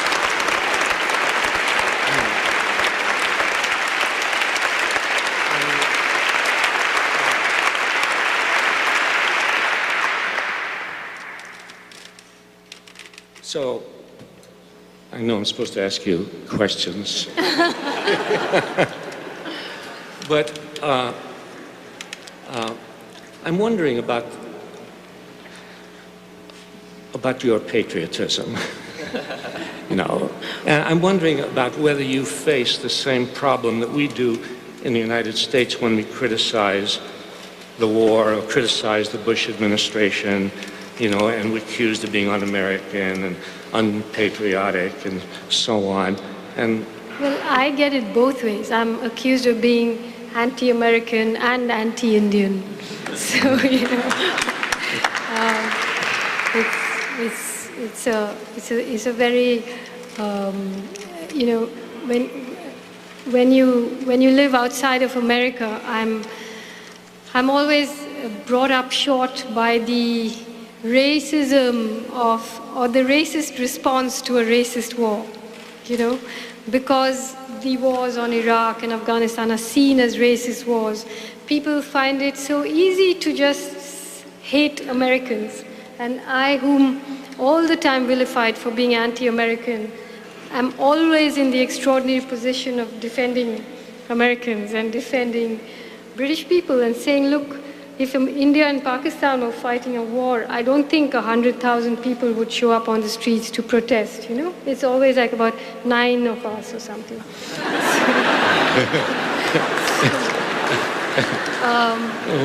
Yeah. It's interesting the way you're defending America by pointing to the people who are America, who represent the best ideals of America, and not the worst.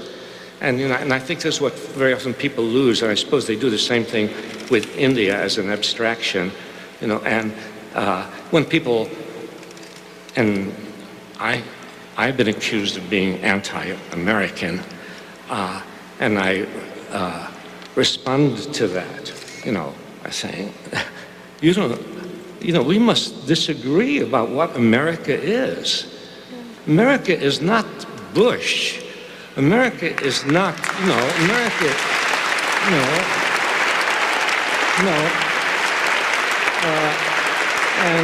America is not the government.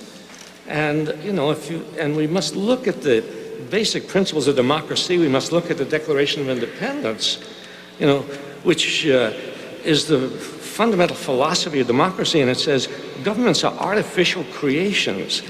Governments are set up by the people to ensure certain rights, equality, life, liberty, the pursuit of happiness. When governments become destructive of those ends, I'm now quoting the Declaration of Independence, when governments become, if it doesn't mind, when governments become destructive of those ends, it is the right of the people to alter or abolish the government.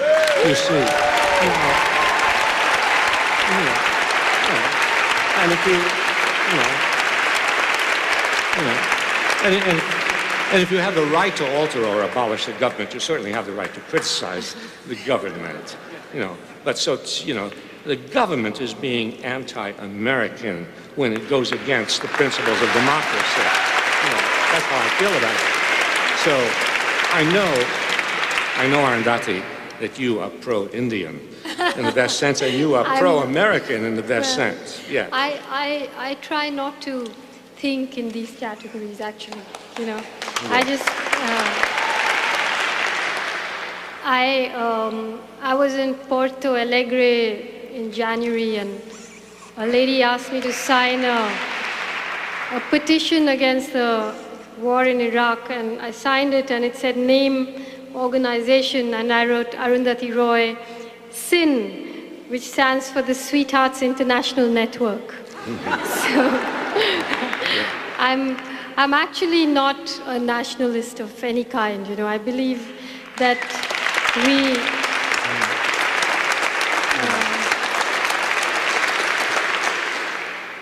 I think it's very important to stop our minds coming up short against these artificial boundaries. And I think nationalism really does lie at the root of a lot of the troubles of this century and the last one. And we really need to question that. Because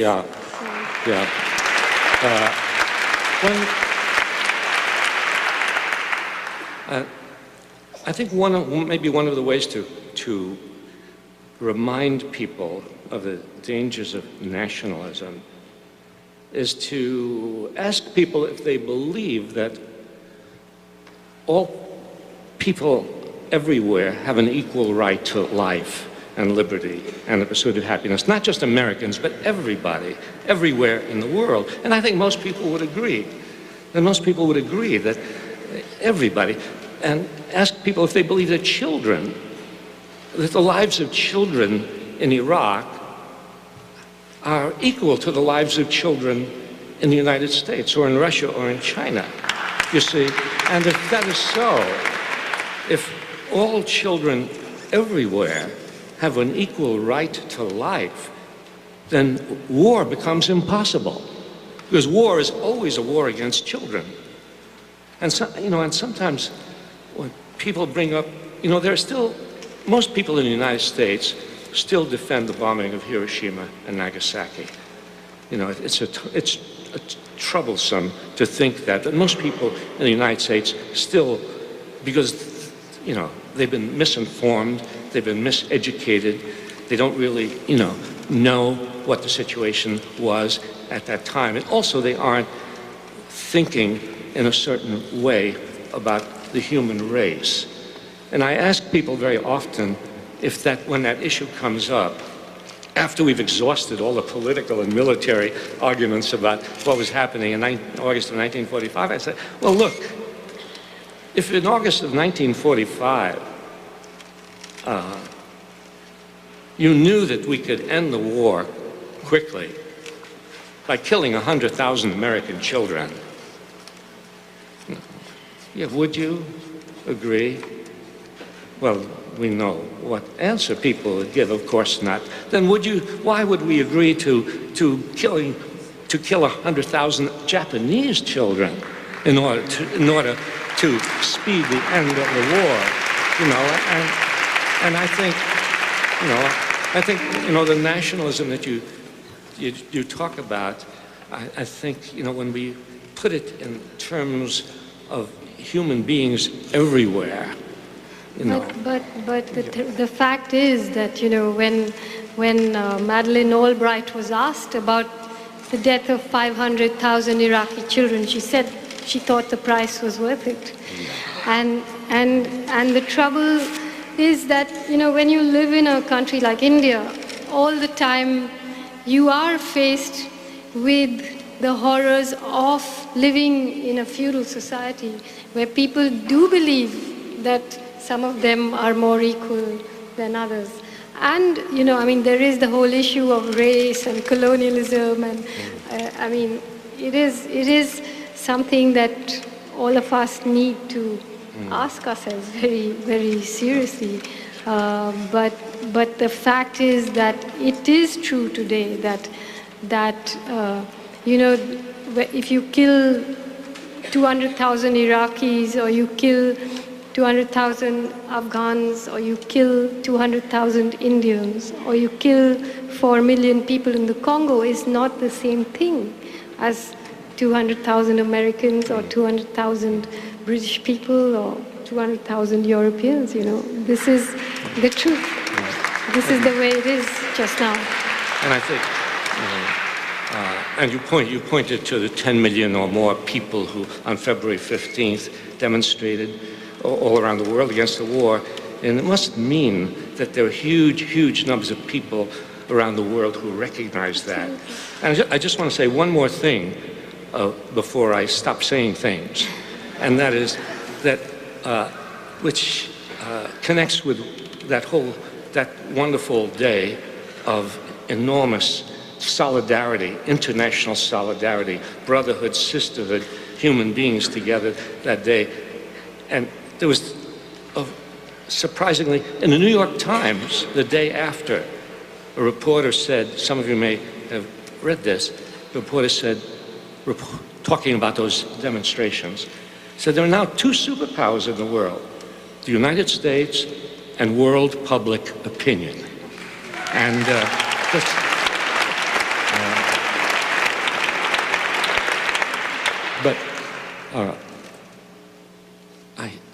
I thought, Arundhati, it might be nice for you to read something which I think I heard you read, which I would like you to read just for my benefit.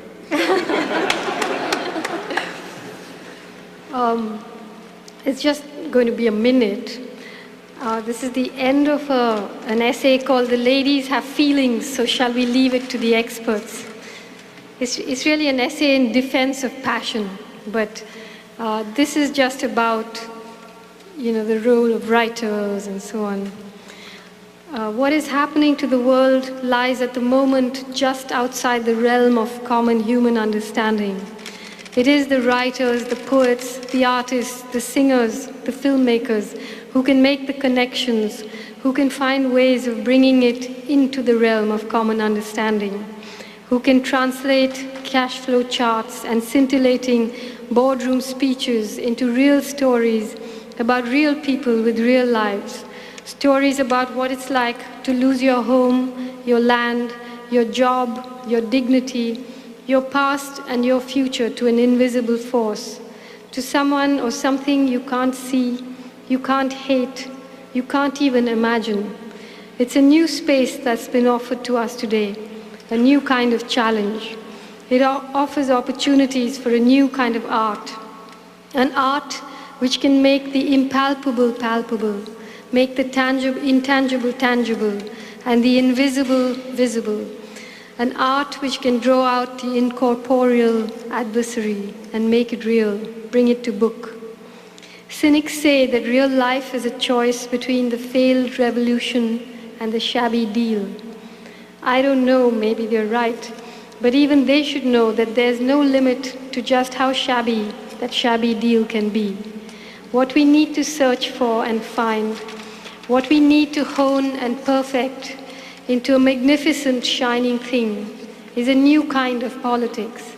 Not the politics of governance, but the politics of resistance, the politics of opposition, the politics of forcing accountability, the politics of slowing things down, the politics of joining hands across the world and preventing certain destruction. In the present circumstances, I'd say that the only thing worth globalizing is dissent. Thank you.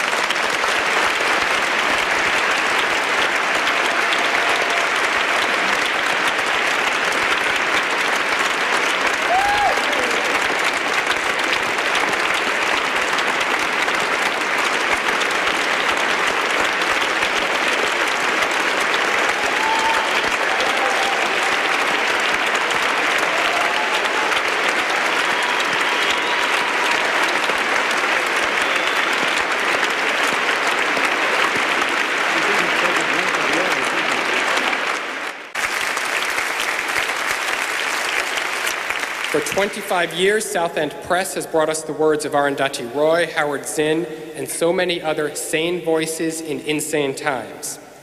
After the program ends at 8:30, South End books, including War Talk and Power Politics, will be available right here in the Cloister Lounge, courtesy of the community bookstore of Park Slope. You will also find informational materials there from CESR and several other organizations. Our thanks to Pacifica Foundation, WBAI, and Democracy Now!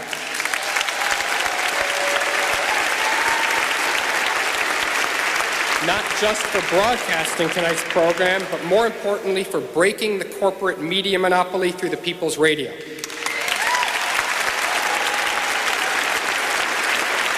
Yara Lee and Caipirinha Productions came to our rescue in a crunch, and we're grateful for their generous support of CESR. Last and most, thanks and praises to Anthony Arnov, who knows the true meaning of progressive solidarity because he lives it every day. And to Jacob Park for all his hard work.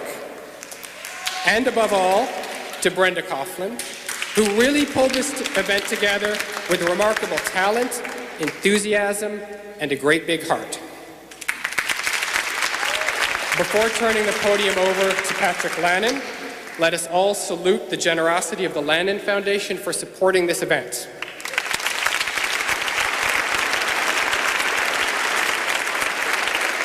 We also thank Lannon's board and staff, especially Lori Betlak, Joan Evans, Frank Lawler, for the courage to recognize visionary and humane writers and to promote cultural freedom, creative expression, and the rights of Indigenous communities.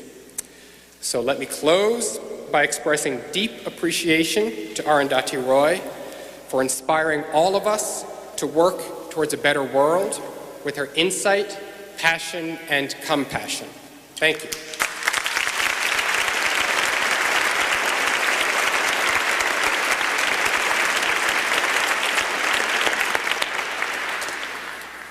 Good evening. Slowing down a little bit, but I'm Patrick Lannon from the Lannon Foundation in Santa Fe, and I can't tell you how honored I am to be here tonight. I want to thank Reverend Forbes for his generosity and the whole community of this church for having us here. I'm thinking as I'm standing here that I was asking the Reverend when we were sitting over here that this is the very place that Martin Luther King stood in 1967. April 4th, to be exact, and gave, I think, one of the most important and prophetic speeches in American history of why I'm against the war in Vietnam.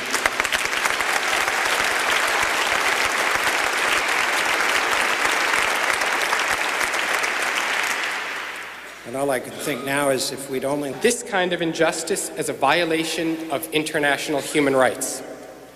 We seek legal accountability for those who perpetuate the crime of poverty. Our mandate is based on the Universal Declaration of Human Rights, which recognizes that rights to health, education, housing, food, work, and social security are equally fundamental to human dignity as the right to free expression. When we started as a three-person outfit here in New York, economic and social rights had been ignored globally for decades, another victim of Cold War politics. In the past 10 years, we've been very fortunate to participate in a movement to reclaim the meaning of human rights through engagement with community struggles for social justice. Let me briefly describe what this means in practice. In Ecuador, we worked with a coalition of indigenous peoples, environmental groups, and scientists to document massive toxic dumping by oil companies in the Amazon rainforest, establish a community monitoring network, and launch a national human rights campaign that forced the government and companies to reform their unlawful practices. In the occupied territories, we worked with a network of over 70 Palestinian organizations to prepare the first reports documenting and challenging Israeli violations of economic and social rights. We also serve on the steering committee of the U.S. campaign to end Israeli occupation, a national effort to change unjust American policy.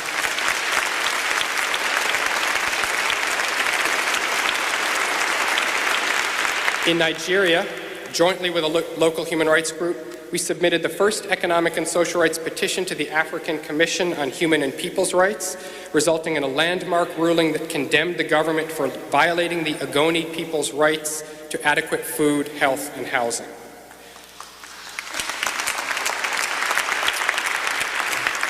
We helped establish the International Network on Economic, Social, and Cultural Rights, a new global alliance of organizations and individuals committed to eliminating poverty through human rights. As Secretariat of the network, CESR is bringing several hundred activists to Thailand next month to share strategies and build solidarity. And right here in the United States, where unprecedented material wealth coexists far too comfortably with the highest levels of child poverty and economic inequality in the industrialized world, CESR works on a wide range of domestic human rights projects. We are an active member of the Poor People's Economic Human Rights Campaign, a national initiative led by grassroots organizations and inspired by the Reverend Martin Luther King's appeal just before his murder for a new mass movement to achieve economic rights for all Americans. In this work, our guiding purpose is not only to enforce human rights law and change destructive policies, but equally to help marginalized communities and the broader public reconceptualize the struggle against poverty as a matter of justice rather than charity. Justice is in short supply these days, especially where the U.S. government is concerned. Now that American cruise missiles have liberated Iraq, our government will try to convince the public to forget all those promises about democracy and instead start getting very scared and very angry about Iran or Syria or perhaps France. CESR will do its utmost to keep faith with the people of Iraq by holding the Anglo-American military occupation accountable under international law, first for ending the occupation as soon as possible,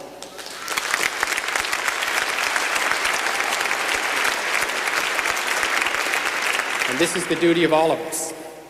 And in the meantime, for guaranteeing human rights to education and health rather than corporate rights to profit and plunder.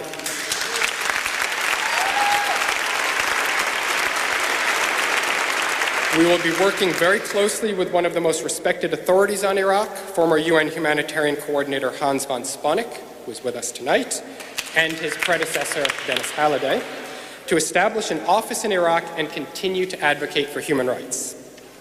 We know that you share our concerns and hope that you will support this work. Margaret Mead has famously said that we should never underestimate the ability of a small group of committed people to change the world. Today in Washington, there is a small group of fanatics and fundamentalists putting her idea into practice with terrifying results. But they have set into motion not just the destruction that we can all witness, but also a popular liberation that is not yet fully visible. This liberation depends on each and every one of us. We cannot afford the luxury of despair. We are responsible to our children, to each other, and most of all to the world itself, which did not allow us to be born so that we might allow it to be destroyed. Finally, we must never underestimate the ability of a large group of committed people to change our world.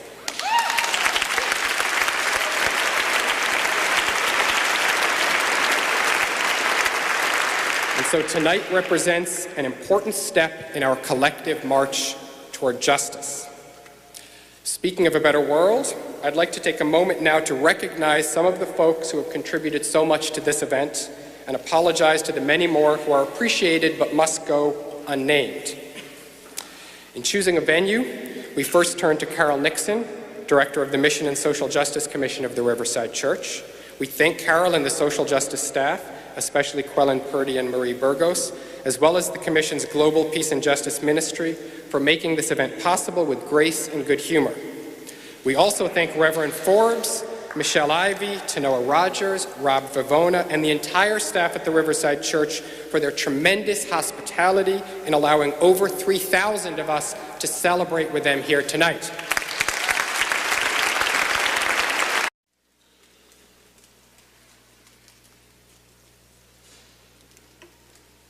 Brothers and sisters, on behalf of the officers, staff, and members of the Riverside Church, and particularly the Commission for Mission and Social Justice of our church, I am honored to have the opportunity to welcome you to this evening of inspiration and challenge. As I stand to welcome you, I am only an echo that attempts to continue the voice of reason in support of peace and justice, which has been sounded from this place since its dedication in 1931. This building, put here so that the people of the city of New York could gather in a place to be inspired and empowered to help build a world which is safe for all God's children. Through the years, representatives from all around the world have come to this place and has stood here to speak about the prospect that when we know the truth, we all shall be free. Tonight is a very special opportunity, for we all know that with all of the changes going on in this age of globalization, and in the wake of wars and rumors of war, in time of terror, militaristic, and also of ideas, we come together that we might hear some truth that may help us to find the path to peace and to justice and for the integrity of creation. And so, this place, where we often like to talk about speaking truth to power, this place has learned that to know the truth, to speak to power, we need to hear the truth that comes from persons who have not always been viewed as powerful. For when we hear from the people, we get an intimation of the voice of the Eternal One. And even a whisper from the people, when that whisper reflects respect for all God's people, that whisper becomes a thunderous roar. So tonight, we at the Riverside Church are happy to be united with the Center for Economic and Social Rights, and to be a place that once again gets the opportunity to listen for some truth. And if the truth you hear tonight from Arundhati Roy is in resonance with the truth in your heart, then perhaps we can become a critical mass of awakened brothers and sisters, ready to go forth and embody the power of humanity as reflected through the people. So, be at home here tonight. Let your spirit soar. We are going to hear some truth, and we're going to march out and do something about it. God bless you all.